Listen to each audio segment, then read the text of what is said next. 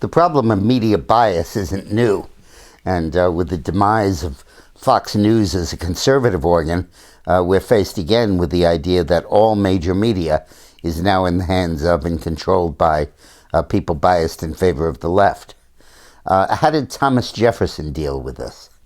Well, obviously back in the 1790s, the early 1790s, as ever, most of the media was owned by wealthy people.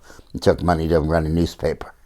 And the particular organ that the Federalists, the people who opposed Jefferson, ran was the Gazette of the United States. And that was founded by Alexander Hamilton, and it spewed out constant anti-Jefferson propaganda, strongly supporting Washington and Hamilton, supporting Hamilton's financial programs, and the whole bit. Jefferson couldn't get a word in edgewise.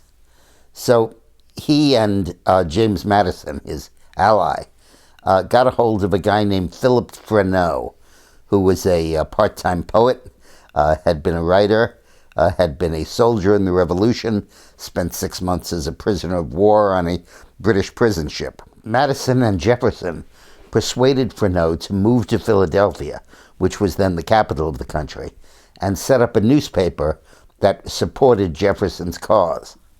Hamilton had already set up a newspaper called the Gazette of the United States, and Freneau, with Jefferson's urging, set up a paper that was a rival paper called the National Gazette that was in favor of Jefferson's anti-Federalist party. Jefferson, to make it possible financially and sweeten the deal, hired Freneau on the State Department payroll. Jefferson was Secretary of State, to be a translator for the State Department, even though the only foreign language Freneau spoke was French, and Jefferson was more than fluent in French already.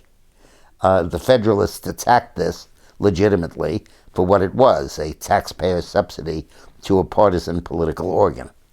And the National Gazette began publishing pro-Jefferson, anti-Hamilton, and increasingly anti-Washington propaganda from 1791 till it closed in 1793, largely driven out of business by the yellow fever epidemic in Philadelphia. So the idea of having an organ, that the press organ that supports you 100% and goes after the other side, isn't new. Thomas Jefferson used it. Thanks for watching.